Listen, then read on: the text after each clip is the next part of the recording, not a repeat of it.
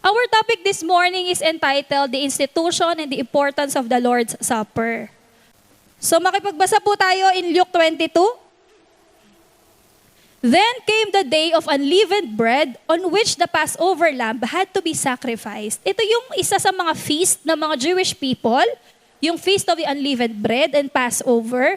So si Jesus, inutusan niya si Peter and John saying, "Go and make preparations for us to eat the Passover." "Where do you want us to prepare for it?" they asked. He replied, "As you enter the city, a man carrying a jar of water will meet you. Follow him to the house that he enters, and say to the owner of the house, 'The teacher asks, where is the guest room where I may eat the Passover with my disciples?' He will show you a large room upstairs," sa ibang translation, upper room, "all furnished," kumpleto sa kagamitan. "Make preparations there." They left and found things just as Jesus had told them. So they prepared the Passover. When the hour came, Jesus and his disciples, naggather sila, reclined at the table, and he said to them, "I have eagerly desired to eat this Passover with you before I suffer." Jesus knew then na magsasuffer siya. Kasi pagkatapos ng dinner na yan, it was the betrayal, the arrest, the crucifixion, and then death. "For I tell you, I will not eat it again until it finds fulfillment in the kingdom of God." After taking the cup, he gave thanks and said, "Take this and divide it among you. For I tell you, I will not drink again from the fruit of the vine until the kingdom of God comes." Ito po yung popular verse sa atin na alam natin at naririnig natin. "And he took bread, gave thanks, and broke it, and gave it to them, saying, 'This is my body given for you. Do this in remembrance of me.'" This is my body. Saan po natin madalas naririnig yan? O baka hindi tayo nakikinig. So, nung nagsisimba pa po ako sa malaking simbahan, sa Katoliko, yan po yung part ng misa na itataas nila yung ostya at saka yung kalis. Tapos sasabihin ni Father, "This is my body," and so on. Tinatakot po ako ng nanay ko nun. Sinasabi niya sa akin, "Di ba pipila tayo, kukuha po tayong ostya. Pag yan, dumikit sa ngalangala mo. Sabi ko na nga ba, makasalanan ka." Gumagana yung nanay ko.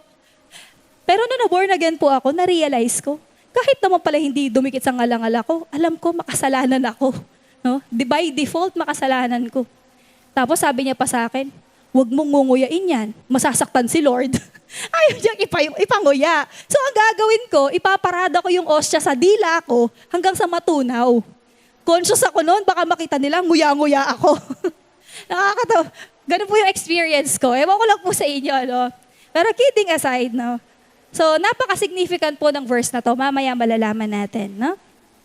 And last verse, verse 20, "In the same way, after the supper, he took the cup saying, 'This cup is the new covenant in my blood, which is poured out for you.'" So this morning, we will talk about the Lord's Supper. Pinakita ko yung picture kanina, sinabi ko yung experience ko, yung may tinataas na tinapay at kalis. Bakit ba? Ano ba yung the Lord's Supper? By definition, it is also known as the Holy Communion. So the Holy Communion is also the Lord's Supper. The Last Supper, ang alam po natin. Kasi po, that was the last meal of Jesus with the disciples before He died. Kaya they call it Last Supper. It's also known as the Lord's table. Ang sabi niya, reclined, gathered at His table. The Lord's table. It's also often referred to as Eucharist, meaning to give thanks. It is one of the church's ordinances instituted by Jesus Himself to commemorate His death, to symbolize the new covenant, to point to the fellowship of a redeemed people gathered at the Lord's table, and to anticipate the great banquet yet to come. Mamaya po, mas pag-uusapan po natin yan. Bago po tayo tumuloy doon, saan ba nagmula ang supper? Let's talk about the roots of the supper. But we have to go back to the book of Genesis. In the Old Testament, they call it the Passover meal. Kung maaalala po ninyo, ang mga Israelites, dineliver ng Diyos mula sa kamay ng mga Egyptians. Tama po? Sino po nakakaalala noon? No? Nagpadala ng plagues sa Lot ang Diyos para lang mapalaya sila. At yung last plague, the last plague, the angel of death will come and all the firstborn will die. Pero yung mga Israelites, they were spared. Kumatay ng hayop, kinuha yung dugo, inilagay sa palanggana, kumuha ng hisop, dinip ang hisop sa may dugo, tapos nilagay sa doorpost. They smeared the blood sa doorpost. And when the angel of death came at nakita niyang may dugo, everyone in that house were spared, walang namatay. Yun po yung itinakda ng Diyos na i-celebrate ng mga Israelites from thereafter. Sabi niya, commemorate this, your deliverance from Egypt, yung walang namatay, yung naligtas kayo, yung nakalaya kayo. Alalahanin nyo ito, kaya meron silang feast of the unleavened bread and Passover. Yun yung pinapaalala ng Diyos sa kanila, that every year they are to celebrate. So in the Old Testament, God's command was that throughout the generations, the feast would be celebrated. The Passover meal was to be a continual reminder of the great salvation that God brought to His covenant people through a great act of judgment. Command ng Diyos that year after year, they will celebrate. So magkakatay sila ng hayop, tapos alisin yung dugo, iro-roast po nila yung hayop. Tusukan de po, ilitsyon de. Mga tapo na, they will roast it with bitter herbs and they will eat it with unleavened bread. Yun po yung Passover meal na every year sineselebrate po ng mga Jews. Doon po siya nagsimula. In relation to the Lord's Supper today, let's go to the institution of the supper. So from Passover meal, punta tayo in the time of Jesus, naging the Lord's Supper. Let us see. The Lord's Supper or the Holy Communion was instituted by Jesus at the time of the traditional Passover meal. Kaya nakita natin nung unang verse, it was the time for feast of the unleavened bread. So nung magse-celebrate sila ng Passover meal, nilagyan ng twist, ng significance ni Jesus. Dito niya in-institute yung the Lord's Supper. Alright? It was also the final meal or the Last Supper that Jesus had with His disciples immediately before His betrayal and arrest. Alam niyo po, nakakatuwa si Lord, nakakatouch. Ang sabi niya sa mga disciples niya, I eagerly want to eat this Passover with you. Gustong-gusto ng Diyos na makasalo. In that Passover meal, ang mga disciples niya, sabi niya, before I suffer. Alam niyo po ba ang kasunod nun? Betrayal. Tapos arrest. Tapos crucifixion. Tapos death. Pero pumunta pa rin siya. Kung ako yon, alam kong ibibitray ako doon, nandun, makakasama ko yung magbibitray sa akin, nandyan, direte ako munta. Tama ba? Kaburi ko nang sa akin mabiyang sarili ko. Pero nakakatouch po si Lord, no? Alam man niya na ito yung mangyayari sa kanya. Kaya nga yung prayer niya, take this cup away from me. Pero still, it's the Father's will that prevailed. Kasi all the while, I was on His mind. You were in His mind. Kaya kahit alam niya na magsasuffer siya, still, He eagerly wanted to have that Passover meal with His disciples. The Lord's Supper is an ordinance given to the church. We are commanded, take note, commanded, to practice the Lord's Supper or the Holy Communion, for Jesus has said, do this. Hindi niya po sinabing, you may do this. Do this in remembrance of me. Kaya siya tinawag na ordinance. Pag sinabi po nating ordinance, like water baptism and Holy Communion, these are reenactment of the gospel message. It's publicly declaring your faith. They were instituted by Christ, taught by the apostles, and practiced by the early church. So kung in-institute ni Lord, tinuro ng mga apostles, ginawa ng naunang simbahan, tayo din po, we have to practice. We have to do the Lord's Supper. Ang tanong, bakit kaya if God commanded the Israelites to commemorate the Passover meal, bakit kaya din tayo inuutos sa atin to do the Lord's Supper? What are its significance? Yan po yung next nating pag-uusapan. The significance of the Lord's Supper. Madalas po kaya katamo, lalo na sa mga Kristiyano, ginagawa natin yung mga bagay nang hindi natin naiintindihan. So ang dalangin ko po ngayong umaga, we will be able to understand what Holy Communion is, what the Lord's Supper is. Para kapag ginawa natin siya, manamnam natin kung ano yon. Alright? So tatlo lang to. The significance of the Lord's Supper. Number 1, commemorative. Lahat po yung letter C. It's to commemorate, remember, reminisce, alalahanin. Huwag kalimutan. Number 2, covenant. Merong kasunduan, may ipinangako. Pangatlo, contemplate or contemplative. We will contemplate, we will anticipate, we will expect, we will wait. Tignan natin ano yung mga bagay na yon. Let's have the first one. The Lord's Supper is a commemorative meal. It's a memorial, remembrance of what Christ has done. Di ba yung mga magagandang bagay ayaw nating nakakalimutan? Isa ito sa mga hindi natin dapat malimot. What Christ has done. It is to commemorate His death. By gathering, so tayo po nagko-communion sa life group, puta pong miyabe-yabe tamo for Holy Communion, it is with only one goal.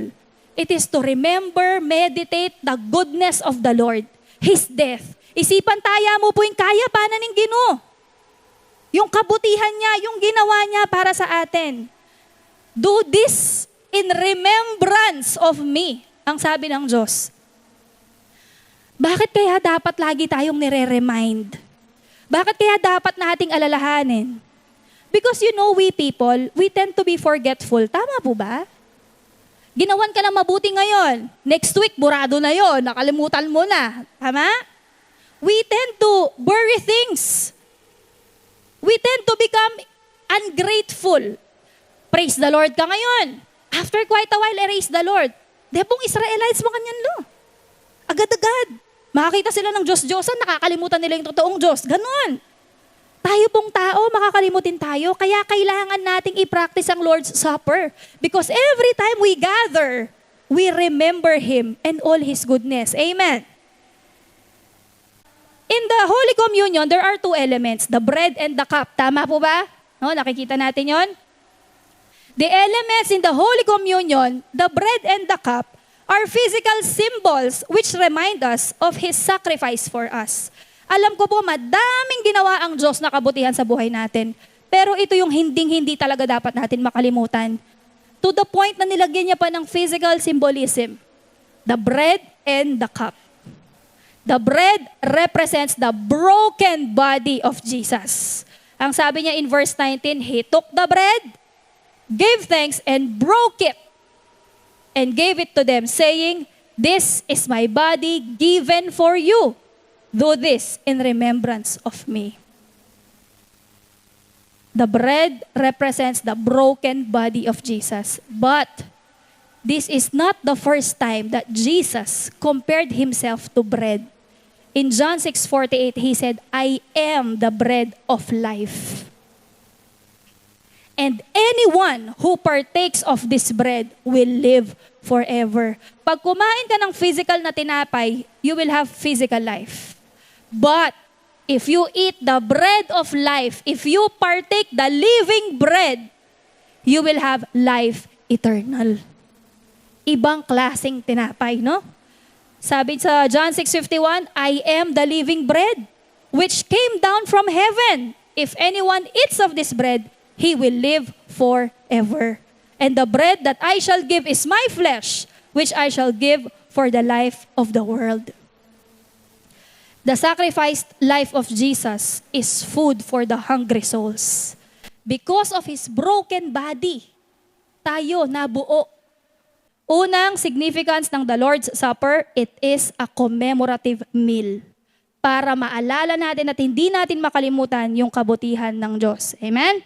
Pangalawa, it's a covenant meal. Sabi niya, this cup is the new covenant. Kapag may bago, ibig sabihin merong luma. Tama.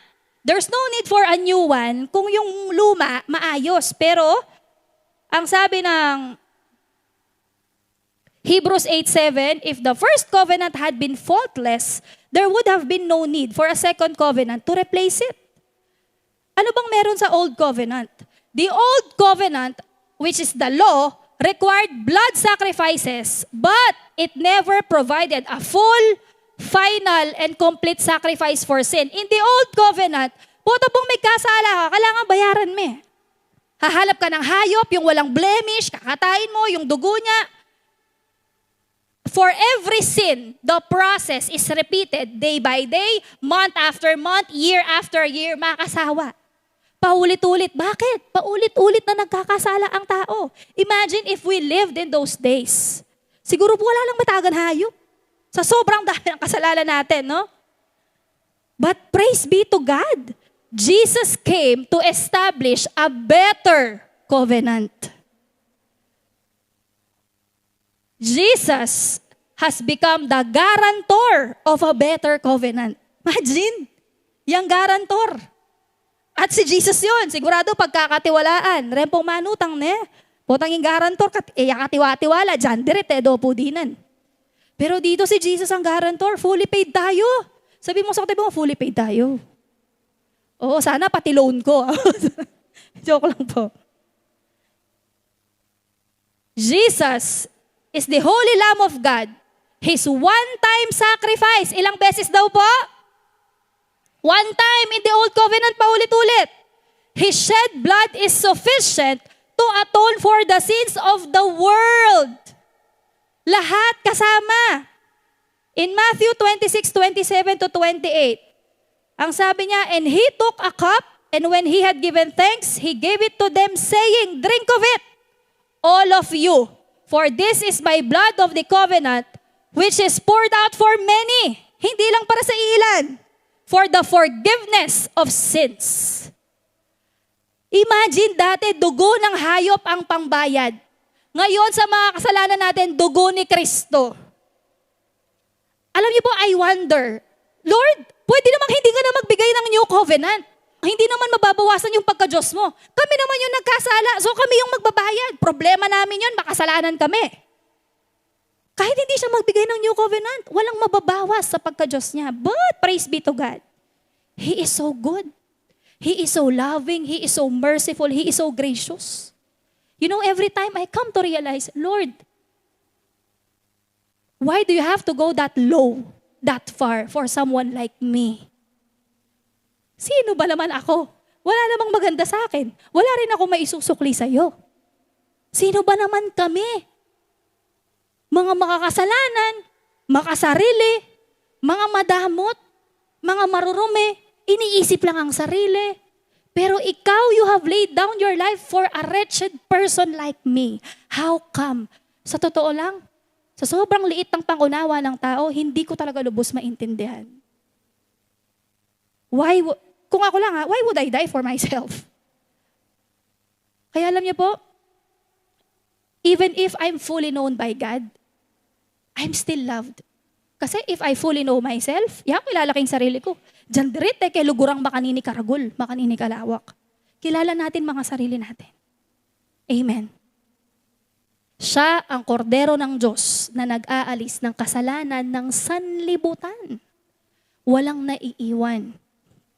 And His one-time sacrifice is sufficient sa mga naging kasalanan ko at sa mga magiging kasalanan ko pa. So every time we commune, we are reminded of the new covenant. So kanina, we are reminded of Jesus' death and we are reminded of the new covenant. Okay?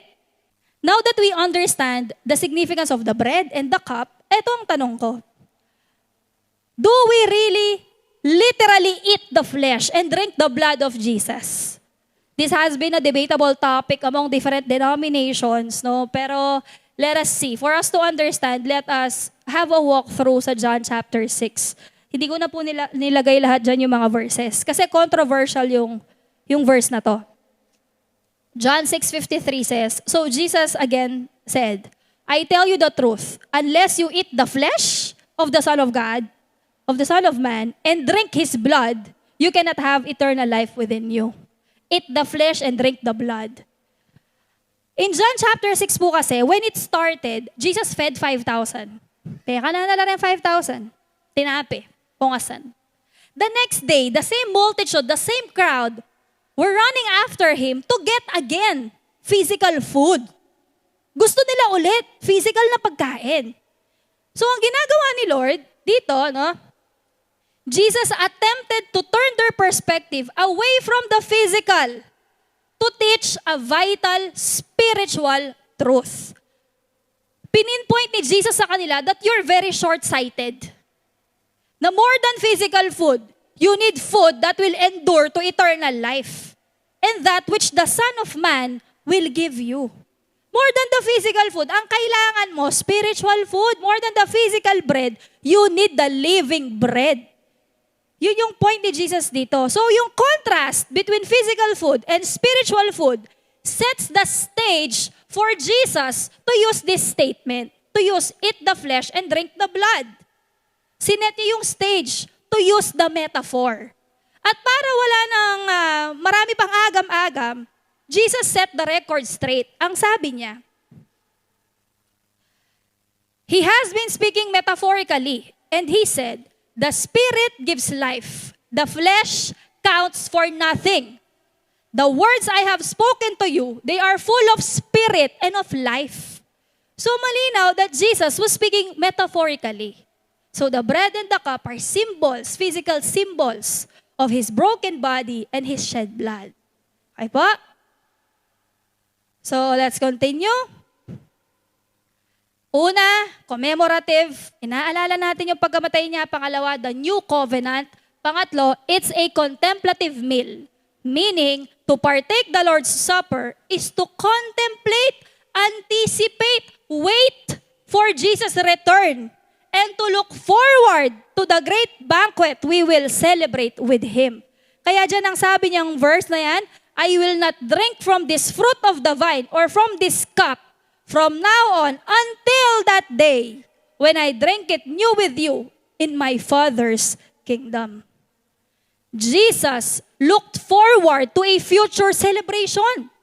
Kapag lahat ng anak niya, when all of His people will be gathered to Him, and then there will be a great supper, the marriage supper of the Lamb, a great celebration. Kapag may kasalan, masaya, tama? These past few weeks have been tough. Ang daming namamatayan, may sakit, sa ospital. Sabi mag-asawa since bare months, no, times have been extra challenging and extra painful. And every time na Joy, na-atake ako ng mga galon sa buhay, sasabi ko na lang, Lord, I look forward to that day where there will be no more sickness, no more pain, no more death, no more sin, no more betrayals, no more rejections, but pure joy and perfect peace. How I long for that kind of celebration. When all His people will be gathered together at the Lord's table and we will just celebrate. Tangala kang isipan, Kaya may Ginoo, kaya mo rin kapatid mo, and you will just celebrate. No pain or whatsoever. How I long. Every time we gather to commune, sa Holy Communion, sa the Lord's Supper, excited tayo, Lord, one day we will celebrate. Miyabe-yabe tayo mag-celebrate. Not that He is absent in our celebration. Ang sabi ng Bible, when 2 or 3 are gathered in His name, there He is in the midst of them. But no more decaying. Walang ganon. And things of all those sort. But I thank God. Kasi kahit na hinihintay pa natin yon, that great banquet, dito, sa lupa, we can have a foretaste of that through our Holy Communion. Di ba? Kapag kasama mo yung mga kapatid mo sa pananampalataya, nakaka-recharge. Pinagkukwentuhan nga namin sa likod, darating ka sa life group na mabigat yung kalooban mo. Pero aalis ka, na para bagang na-lift lahat ng bigat. Di niyo mapapansin, yung malayo sa fellowship, sila yung delikado, no? May problema, malungkot, hindi kinakaya, malayo eh. Pero when people of God gather together, they are being fired up. Tanong mo yung katabi mo kung nasa life group yan. Kasi magko-communion siya mag-isa. Kawawa naman, isama mo sa life group. O, tanong mo. Ay, hindi nyo tinanong. Tanong nyo kung nasa life group yan. Uy, wag yung tanongin anong number. Life group yung pinapatanong ko. Tayo yung number, no? Hallelujah. Kaya minsan naisip ko, mayari nga nini. Matatapos lahat nagto. One day, we will be there at that celebration. Pero habang nandito tayo sa lupa, let's gather together, no, in our Holy Communion. Kailan pinakadelikado ang isang lingkod ng Panginoon kapag wala siya sa mga kasama niya? Kailan siya pinakaposibleng lapain ng demonyo kapag siya lang mag-isa? Kaya pala in the Bible, ang sabi niya, stay in fellowship. Amen? Alright? So ngayon, alam natin saan nagsimula, saan yung root ng Lord's Supper, anong significance niya, no? It's commemorative, covenant, contemplative meal. Ngayon, paano ba dapat natin i-celebrate o gawin ang the Lord's Supper? How should the Lord's Supper be practiced? Number 1, regularly and continually. In 1 Corinthians 11:26, for as often as you eat this bread and drink the cup, you proclaim the Lord's death until He comes. For as often as, regularly, until He comes, continually, hanggang sa panahon na yon, tuloy-tuloy natin siyang gagawin. Ang tanong, gaano kadalas? Some do it weekly. Some do it monthly. Sa life group po naming women, we're having our communion every month. Pwedeng, depende sa inyo. You can do it in your life group. Sometimes we do it as a church. Kung naaalala nyo, nung nag-family day tayo sa beach, di ba? May breaking of bread. Tapos may mga juice tayong ininom. So, pwedeng in your life group, pwedeng in the church, as a whole church. Pero ito lang, kung gaano kadalas o gaano kakonti, if it's frequently done, just be sure it will not diminish the value and the significance of the Lord's Supper because of over-familiarity. Puto uning lagi may gagawan, the Lord's Supper, mukbang nekeya ka. Makipangana ka pala. O kaya, pupunta ka ng the Lord's Supper, hintayin mo yung shawi. No? Just be sure it will not diminish its value. We will revere, we will treat it as sacred. Kung namang sobrang dalang, ay kapatad, po kakalingwan mo na yung Ginoo. Naman sobrang kalagad. Are we getting it? So it's up to us as long as we remember the death, the new covenant, and the coming of the Lord Jesus Christ. Pangalawa, with the community of believers. In Acts 2:42, and they, the apostles, the disciples, devoted themselves to the apostles' teaching and the fellowship, to the breaking of bread and the prayers. The act of communion signifies the unity among believers. Shared faith, fellowship, and communal bond. Actually po, nakaka-fire up ang fellowship. Tama ba? No? Ako, I love being with people na napaka-natural sa kanilang pag-usapan si Lord. May mga nakakasama ka kasing, ipipilit mo i-entry si Lord. Alam mo yon? Yung hahanap ka ng pagkakataon para lang masabi mo yung kabutihan ng Diyos. Pero when you're with the community of believers, napaka-natural na pinag-uusapan si Lord. Minsan nga, yung ibang mga kabataan dito, magkita-kita po tayo, pag-usapan natin yung preaching, tapos sasabihin nila anong na-strike sa kanila, ano yung mga insight nila, no?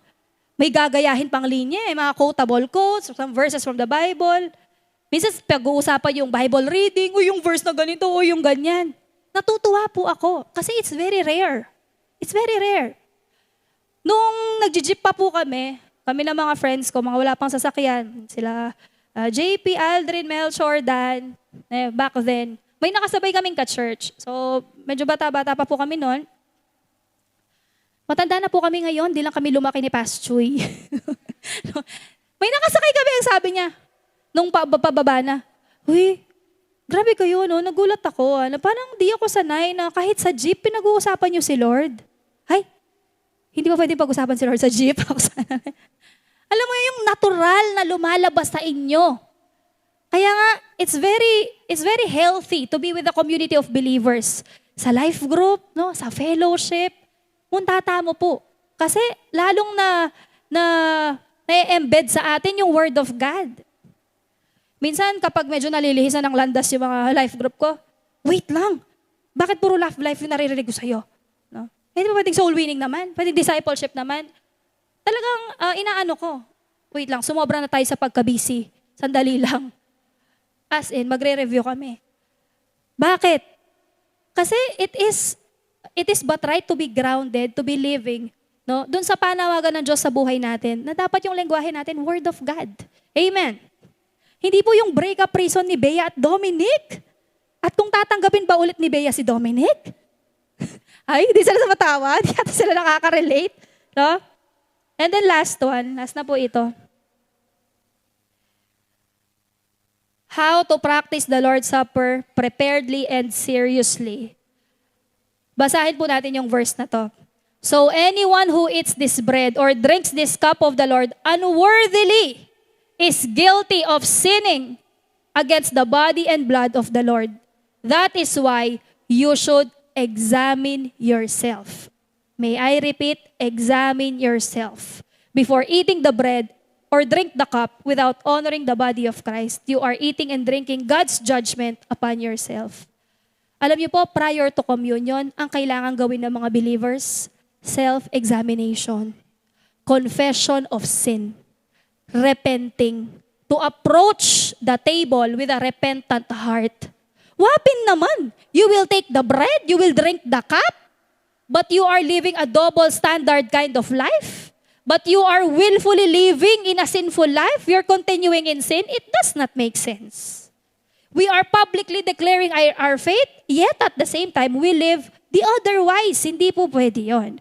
We have to honor the sacredness of the Holy Communion. Amen. So as we conclude, no, I have here 2 questions. Dalawang tanong na I want us all to ponder. The first one is, how often do I remember the Lord and all His goodness? One time po, nagla-life group kami. Sabi ko sa mga ka-life group ko, napakabilis ng buhay ngayon. It's very fast-paced. Tama ba? Sobrang daming ganap. Sobrang daming hanash. Sobrang daming kailangang isipin, kailangang gawin. You have to be here, you have to be there, you have to be that. All at the same time, iniisip mo yung mga expenses mo, mga utang mo na kailangan bayaran, no? Mga due date. Ang dami. Pag bulat pa lang na mata mo sa umaga, hindi na magkandamayaw yung gagawin mo. Nakalinya sila, naghihintay sa'yo. Yung mga problema, ut megtambay lagi ang bali. Labisang mako. Kahit tanong ko sa kanila, yung quiet time ba natin, quiet pa rin ba? O baka ang ingay-ingay ng isip natin, hindi mo maibigay 100% yung focus mo kay Lord. No? Kailan ba natin naaalala si Lord kapag kailangan lang natin ng tulong? When you're on your deathbed? How often do we remember the Lord? How often do we tell our families to remember the Lord? Given this circumstance na ang daming namamatay. Sabi ko, I thank God, it gives me extra peace na kahit papaano, nakakarinig na ng Word of God at ng katotohanan yung pamilya ko. Sa sobrang busy natin, madalas nakakalimutan natin ang Diyos. And my next question is, am I living a life worthy of the broken body and the spilled blood of Jesus? Lord, sulit ba yung pangamatay mo para kako? Sulit ba yung sakripisyong binayaran mo para sa isang tulad ko? Am I worthy? Am I living a worthy life of the broken body and shed blood of Jesus? Kasi kung titignan natin yung buhay natin, nabubuhay ba ako sa ganang pansarili ko lang? Iniligtas ka, namatay para sa'yo, pero nabubuhay ka lang para sa sarili mo. I pray that the grace that has been poured out in our lives will return to God in praise, in service, in good works. Amen. Alam kong may ine-expect si Lord sa atin. Hindi siya nagpapabayad, ha? Don't get me wrong. But because you're too overwhelmed of the grace that you have received, you cannot help it but serve God. Lord, edakag yung pasalamatan, kaya nga kaya pa mo. Pero at least man lang, yung kaya kong gawin, yung kaya kong i-offer, I'm gonna give it to you, God. You're too overwhelmed of the mercies that you've been receiving. You can't help it but do good works. You're too overwhelmed that you are saved na ayaw mong solohin. Gusto mong i-share sa pamilya mo. Sometimes kasi we just take and take and take. Ayoko pong maniwala na we are a bunch of selfish and ungrateful Christians. Ayokong maniwala na meron tayong apathy at indifference. Ayokong maniwala na makasarili tayo. Ayoko pong maniwala. The desire to share the word of God, to share the good news, the hunger to win people back in His kingdom. I just don't wanna be standing here pero keng ubasa nakakit ko rin kaluguran ko keng biye. Nilalapa ng demonyo at wala akong ginagawa. Na I'm saved, seated, and secured. Amen. Let us live these lives worthy of the broken body and the shed blood of Jesus. Ginawa ni Lord ang pinakamahirap. I'm telling you. Let's take our part. Let us live these lives in indebtedness, in gratitude, in remembrance na hindi natin kinakalimutan kung gaano kabuti ang Diyos. Alam niyo po, every time I come to God, Lord, ako po buring kalingwan. How dark, how sunken, gaano kalalim, how horrible the pit I was saved from. Ayokong kalimutan kung paano mo ako hinango. Ayokong kalimutan kung sino ako at anong klaseng tao ako bago kita nakilala. Thank you for joining us. If you enjoyed this message, take a minute to like and share this video and page and subscribe to our YouTube channel. Also, mention your friends and loved ones. And if this ministry greatly impacted and touched you, and you would like to partner with us, you may check the following accounts on the screen. Thank you for watching and see you again on our next video.